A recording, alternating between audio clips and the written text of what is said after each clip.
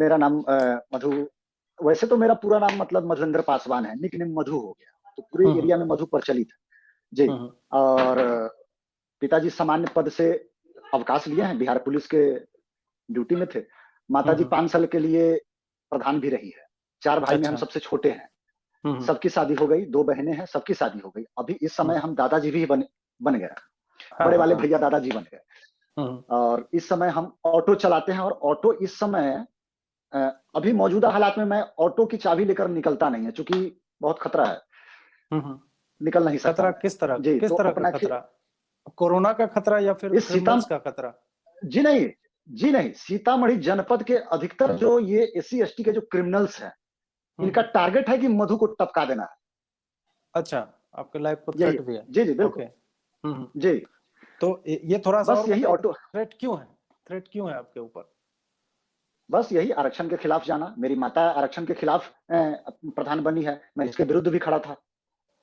अच्छा, उस पे जी, चूंकि थोड़ा सा बैसाखी के आपको। बलबूते, हम्म। बैसाखी के बलबूते हम चलना नहीं चाहते हैं। हम्म। दक्षता, कौशल। हाँ जी, आरक्षण वाले मुद्दे पे हम हाँ, थोड़ी देर में आएंगे। सबसे पहले हम जातिवाद के मुद्दे पे बात करते हैं कि ये एससी जो हमारे मतलब बिहार में, एसटी तो बहुत कम है, या फिर वो झारखंड के बॉर्डर के एरिया में आएंगे।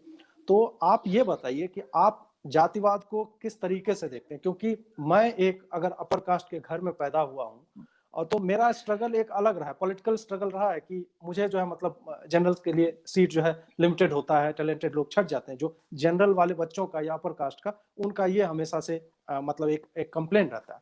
लेकिन हम जब गांव में जाते हैं, और हम जब आपका जो कास्ट है, जो आपका सरनेम है पासवान, उसी तरह तांती है, धानुक होते हैं, पंडित होते हैं, कुम्हार हो गया, माली हो गया, ठाकुर हम लोग कहते हैं, वो नाई होते हैं। इस तरह के लोगों के साथ जो डिस्क्रिमिनेशन होता है, वो मेरा देखा हुआ है। मैं एक अलग नजरिए से देखता हूं, और आपके ऊपर ये पड़ता है, इसलिए आप शायद उसे एक अलग नजरिए से देखते हों। तो मुझे जातिवाद का कॉन्सेप्ट समझाइए कि आप गांव में इसे कैसे महसूस करते हैं। एक बार भोज खातिरदारी की बहुत बड़ी निमंत्रण मिली। हमारे गांव में हमारे गांव में एक बहुत बड़े मुखिया जी थे, हम्म मेरे गांव में। तो उनका इंतकाल हो गया। तो जो होता है ना श्राद्ध कर्म, उसमें हम लोगों को निमंत्रण मिला। तो हम्म निमंत्रण मिला, खाने गए। तो क्या हुआ कि दरवाजा बिल्कुल खाली हो गया। वैसे भी मेरे गांव में मतलब जो है ना, हम पसमान, ये चमार, ये मुसर, इन सब जातियों को सबसे अंत में खिलाया जाता है, हम्म। समझे। तो हम लोग, हाँ, निमंत्रण के बाद हम लोग खाने गए।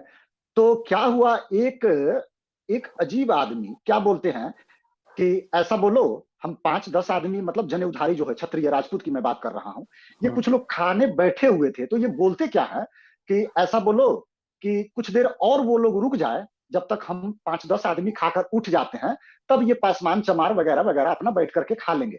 तो उसी समय मैं सुन लिया इस बात को, और एक व्यक्ति आए भी नजदीक आकर के कि बोलते हैं कि मधु बउआ, ये थोड़ा आप धीरज रखिए, 10 मिनट और आप इंतजार कीजिए, उसके बाद खा लीजिएगा। तो उसी समय मैं अपने बच्चे को गोद में उठाया, और मैं बोला कि मैं भोजन नहीं कर सकता। मैं पूरे अपने पासवान समुदाय को लेकर के वहां से सीधा घर को आ गया। नहीं हम्म खाया मैं भोजन।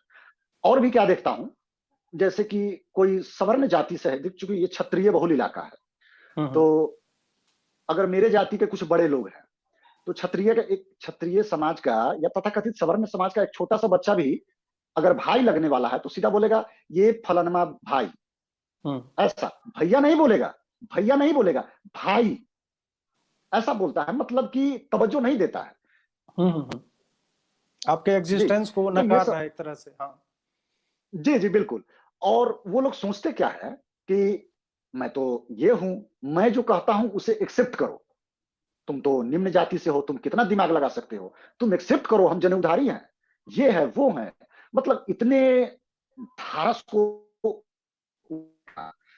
तो हम लोग लड़ते झगड़ते नहीं है, बस अंदर ही अंदर इस अपमान के घूंट को पीते हैं। बस यूं समझ लेते हैं कि जैसे राजा रामचंद्र के दरबार में निषाद राज को उस राज्यसभा में जो आदर सहित सम्मान मिला था, तो उसी राजा रामचंद्र के जरिए हम लोग सनातन के पद्धति को अपनाए हुए हैं। वरना आज के ये ढोंगी जितने भी तथा कथित ये सवर्ण लोग हैं, इनसे बहुत बैर है।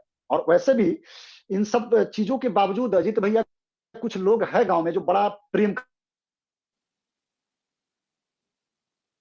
और समाप्त हो गया है। और हम अच्छे से रहते हैं, साथ में खाते हैं, चाय पीते हैं, नाश्ता करते हैं। बस कुछ लोग ऐसे हैं जो मतलब कि ओल्ड, मतलब पुराने हो गए, तो इन सब लोगों के बीच में थोड़ा ये है कि ये शूद्र है, ये नीच है, तो ये सब है। मतलब आज मैं देखता हूं कि नए जो पीढ़ी है ये बहुत अच्छे हैं, इनमें थोड़ा बदलाव हुआ है। पहले तो हम लोगों के साथ जैसे चापा करो तो पानी नहीं पीने दिया जाता था, मैं इस बात को एक्सेप्ट करता हूं क्योंकि मैंने अपने आंखों से देखा है। लेकिन आज कुछ मतलब कि ये 15 से 20 साल के बाद थोड़ा सा बदलाव क्या आया है, बहुत बदलाव आया। आज हम उस कल पर जाकर पानी पीते हैं, कोई राजपूत का समाज रोकता नहीं। आज हम मिलकर किसी भोज खातिरदारी में सहभागी बन करके पूरे ये मतलब कि जग जो भी ऑर्गेनाइज भी होता है करते हैं। यज्ञ आयोजन, जी जी जी, अब ऐसा नहीं रहा, बहुत बदलाव हुआ है। यही लेकिन है। फिर भी मधु जी, मेरा जो अपना अनुभव है, बहुत बदलाव हुआ है, लेकिन मुझे लगता है कि अभी शायद 70-80% और बदलाव की आवश्यकता है। बदलाव हुआ है लेकिन अभी बहुत लंबा हमें जाना है, क्योंकि मैं जब देखता हूँ ये भोज वाली आपने बात कही, भोज वाली बात क्या है कि मेरे भी गांव में यही है, या तो उनकी पंक्ति जो है, पंगत जिसको बोलते हैं, वो सबसे लास्ट में लगती है। वो सबसे खराब जगह जो होगा, वो जहाँ खेत हाँ में हाँ हाँ उसको हाँ। सपाट करके बिठाते हैं, उसको सबसे खराब जगह पे बिठाते हैं। उसके बाद फिर राह चलते अभी भी जिस तरह के शब्दावली जो है इस्तेमाल होता है, सुधरवा कन्ने जा चाहे दूधा ए चमरवा ऐसे करके, इस तरह के मतलब ये जो है एक सवर्ण आदमी के लिए बहुत ही नॉर्मल टाइप का चीज हो चुका है। और गांव में वो आदमी इस बात को मानने को तैयार ही नहीं है। जैसे आपने बोला ना कि वो सोचते हैं कि ये मतलब न सिर्फ जात से नीच है, बल्कि दिमाग से भी वो पैदल है। उसको ये माना जाता है ना कि इसके पास बुद्धि उद्धि कुछ नहीं है। तो इसको लेके आप कैसे देखते हैं कि आपको क्या इस तरह का कभी मतलब सुनने को मिला है, या इस तरह की फीलिंग हुई है, या जाहिर सी बात हुई ही होगी, तो एक दो इंस्टेंस अगर आप सुनाना चाहें। बहुत है। मतलब कि एक तो जो भाई के रिश्ते में है, वो तो कभी दिल खोल के भैया बोले नहीं हमको, कभी भैया नहीं बोले, मधु भाई या मधु जी या फिर ए मधुआ, ऐसे करके। अब धीरे धीरे जो कुछ नए जनरेशन के लोग हैं, मतलब ये समझिए ना कि 5 से 10 बच्चे ऐसे हैं जो आदर पूर्वक अब हमें भैया बोलने लगे हैं, नहीं तो पहले ऐसा नहीं था। अब जैसे देखिए, पहले हम इसी लोग पे देखिए, इसी पे एक बात मैं बोला कि मैं इस बात को रियलाइज भी नहीं कर पा रहा हूँ। जैसे मैं आपसे मधु जी कह के, हो सकता है आप हमसे उम्र में भी छोटे होंगे, तो मैं आपको जी जो है बहुत। मधु जी कह के बोल रहा हूँ, ठीक है। और मैं इस बात को समझ भी नहीं पा रहा हूँ कि किसी को, हम उम्र को या छोटा आदमी को मधु जी या मधु भाई कहना और भैया कहना, ये जो है डिस्क्रिमिनेटरी है। ये मुझे पता नहीं चल रहा है, ये अभी आप बोल रहे हैं तो मुझे रियलाइज हो रहा है कि हाँ, ये तो उस तरह की बात है। तो ये सब छोटी छोटी बातें हैं जो एक अपर कास्ट वाला या जो इस तरह के डिबेट्स करता है, उसको ये बातें समझ में शायद नहीं आती। एक अंतर मैंने बताया था, जैसे कि एक 50 साल का आदमी और एक मात्र 12 साल का बच्चा। एक 12 साल का बच्चा 50 साल के बुजुर्ग को क्या ये कह सकता है कि ए राजिंदर भाई? भैया बोलने में क्या आप छोटे हो जाएंगे क्या? या चाचा बोलने में रामचंद्र क्या लग जाएगा? क्या लग जाता है? जब राजा रामचंद्र जी मलिन नहीं हुए तो तुझ ये साधारण साधारण आदमी, तुच्छ आदमी, ये सब आप होता है।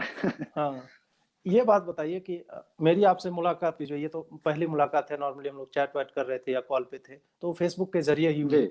और फेसबुक पे आप जो है लगातार एक कैंपेन चलाते रहे। कैंपेन से मतलब है कि लंबे समय से मुखर होकर आप जो है अलग अलग मुद्दों से, खास करके कास्ट रिजर्वेशन हो या फिर कास्टिज्म ही हो, जातिवाद हो या जातिगत आरक्षण हो, इन सब को लेकर आप मुखरता से रखते रहे। तो फेसबुक पे आप क्यों कर रहे हैं? आप वीडियो क्यों बना रहे हैं? आपको क्यों ये जरूरत महसूस होती है कि मुझे ऐसा करना चाहिए? चूंकि मेरे पंचायत में एक पकड़ी गांव है, उस गांव में एक मुसहर समाज का छोटा सा कस्बा है।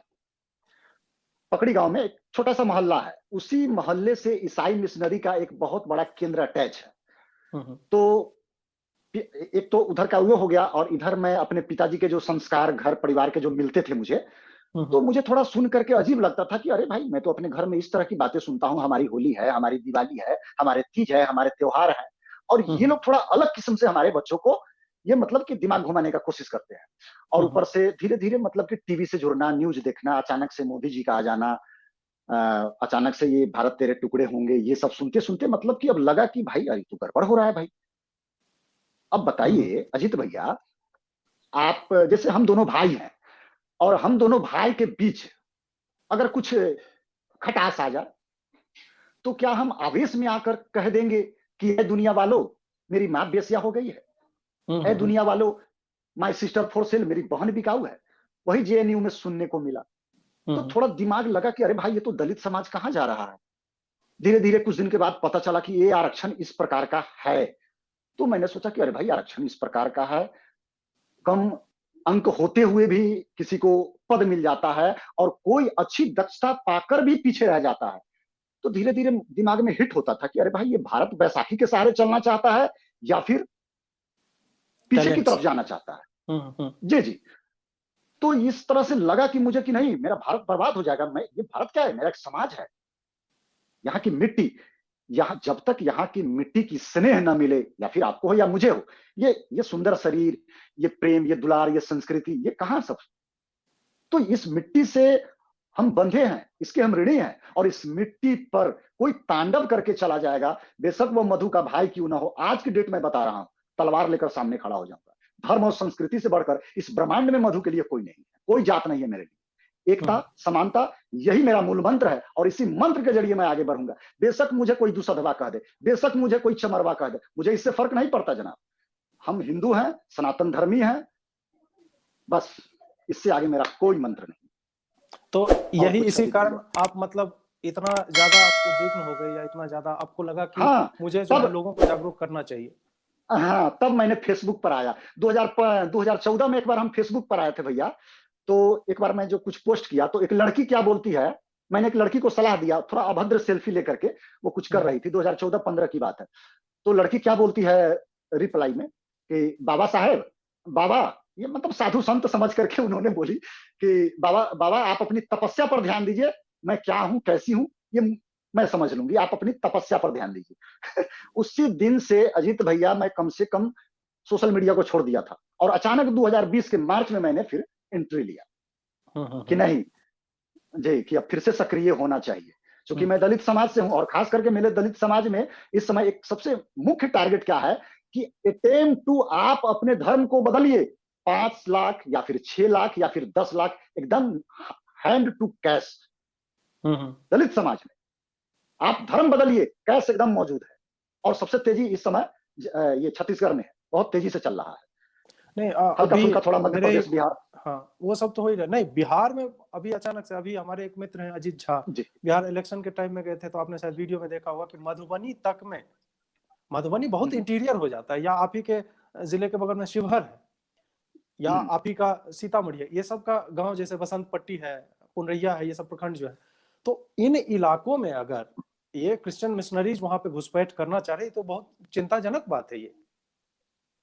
तभी तो हम सक्रिय हुए हैं, और जा करके उसका जितना होता है ईसाई मिशनरी का पूरा बाउंड्री, उन्होंने अपना पूरा दिवालीकरण कर लिया, मतलब दीवार से घिरवा लिया। एक समय था कि उस मुसहर समाज के होते हुए उनका दरवाजा निकलता था, लेकिन आज मधु का प्रकोप है उनके ऊपर, जो अब उसका दरवाजा एक बांसवारी जो होता है ना, बांस बल्ला, हाँ, उधर से होकर के निकलता। मैंने हाँ उसको उस अटैच को मैंने खत्म कर दिया है, तोड़ दिया मैंने उसके। पूरे मुसहर समाज के बच्चों को मैं पढ़ाता हूँ, मैं वस्त्र देता हूँ, मैं कलम, किताब, कॉपी, सारा खर्चा मैं वहन करता हूँ। तो आप ये खर्चा जो वहन करते हैं, ये आपके पास पैसा आता कहाँ से है? जन उधारी देते हैं इस भारत के। अच्छा, आपको नहीं, सही में आपकी मतलब क्राउड फंडिंग टाइप का होता है कि लोग आपको मदद कर रहे हैं इस काम के लिए?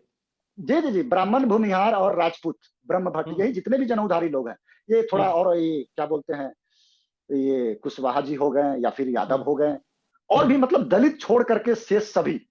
आप अपना यूपीआई आईडी बताइए, मैं लोगों को बताइए, मैं यहाँ से अपील करूंगा, लोग आपको मतलब और भी बाहर से भी पैसे जाएंगे। बहुत से वीडियो में मैंने अपना बता दीजिए। हाँ, मैंने अकाउंट नंबर, गूगल पे, ये सब मतलब पोस्ट कर रखा है। ठीक है, तो मुझे भी आप पर चले जाइए, और फेसबुक, ठीक है, आप मुझे दे दीजिएगा तो मैं और भी उसको कर दूं। अगर आपको वीडियो अच्छी लगे तो वीडियो को लाइक कीजिए और चैनल को सब्सक्राइब कीजिए।